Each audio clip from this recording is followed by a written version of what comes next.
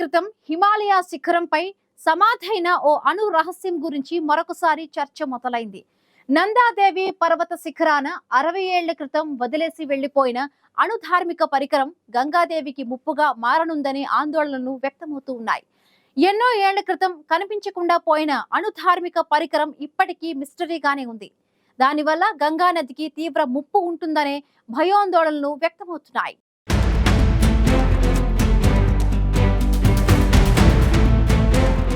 కొన్ని దశాబ్దాల క్రితం హిమాలయ శిఖరంపై నమోదైన ఓ అణు రహస్యం గురించి మరోసారి చర్చ మొదలైంది.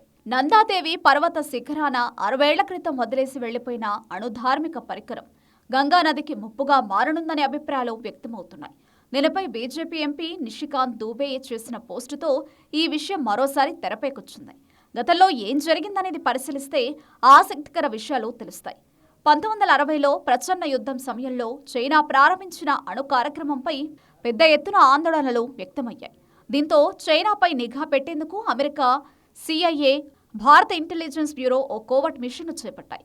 అందులో భాగంగా భారత్లో రెండో అత్యంత ఎత్తైన నందాదేవి శిఖరంపై అణుధార్మికత కలిగిన వినికిడి పరికరాన్ని అమర్చేందుకు ప్రయత్నాలు చేశాయి. ఈ పరికరం radio isotope thermo electric generator ఆధారంగా పనిచేస్తుంది. దీనికి కిలోల కొద్దీ ప్లూటోనియం అవసరం ఉంటుంది. సరిహద్దు వెంబడి చైనా క్షిపణి, అణు పరీక్షలపై నిఘా ఉంచే సెన్సార్లకు ఇది శక్తినిస్తుంది.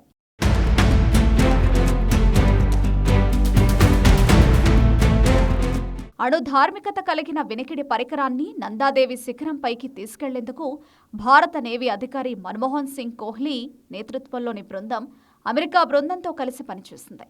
వీరంతా కలిసి RTG generator, antenna, 7 plutonium capsules, 2 ట్రాన్స్ రిసీవర్ సెట్లను ఈ శిఖరం 4వ క్యాంపు వరకు తీసుకెళ్లారు. ఇక అక్కడి నుంచి షేర్పాల సాయంతో శిఖరం పైకి తీసుకెళ్లాలనుకున్నారు. అయితే మంచు తుఫాను కారణంగా వాతావరణం అనుకూలించకపోవడంతో 4వ క్యాంపు వద్ద పరికరాలను ఉంచి నాడు ఈ బృందాలు వెనుతిరిగాయి.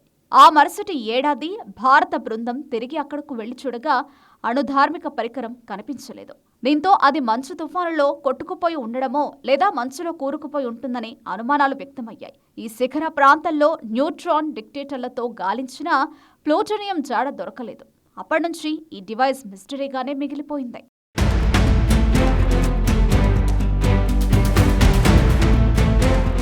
రేడియో ధార్మిక పదార్థం నుంచి వెలువడే వేడిని ఉపయోగించి విద్యుత్తును ఉత్పత్తి చేసే పరికరం radio isotope thermo electric generator.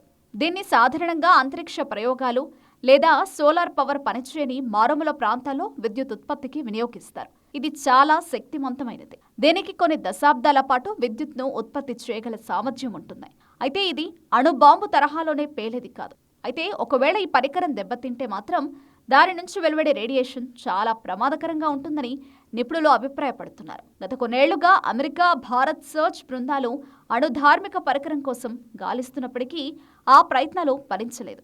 దానికి ఏమైందనే విషయంపైన కేంద్ర ప్రభుత్వం నుంచి ఇంతవరకు ఎలాంటి స్పష్టత రాలేదు. ఈ పరికరం హార్డ్వేర్ను గుర్తించి స్వాధీనం చేసుకుని ఉంటారని ప్రచారం కూడా ఉంది. అయితే ఇప్పటికీ నందాదేవి శిఖరంపై మంచులో కూరుకుపోయి ఉంటుందనే అనుమానాలే ఎక్కువగా ఉన్నాయి.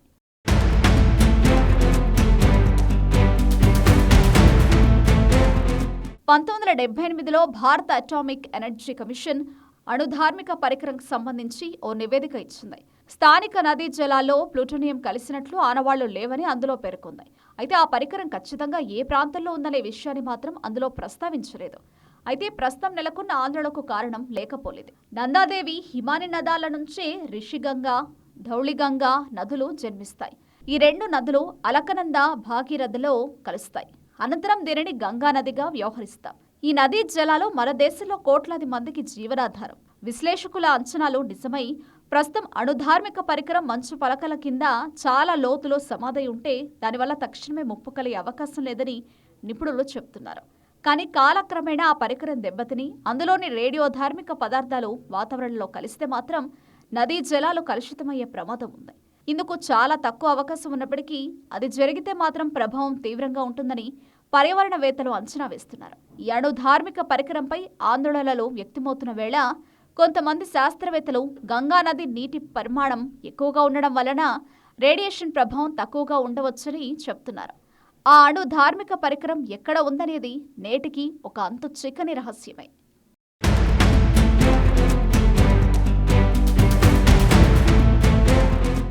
అణుధార్మిక పరికరం మంచు ఫలకల కింద చాలా లోతులో సమాధి అయి ఉంటే దానివల్ల తక్షణమే ముప్పు కలిగే అవకాశం లేదని నిపుణులు చెప్తున్నారు. కానీ కాలక్రమేణా ఆ పరికరం దెబ్బతిని అందులోని రేడియో ధార్మిక పదార్థాలు వాతావరణంలో కలిస్తే మాత్రం నదీ జలాలు కలుషితమయ్యే ప్రమాదం ఉందని ఆందోళనలు వ్యక్తమవుతున్నాయి.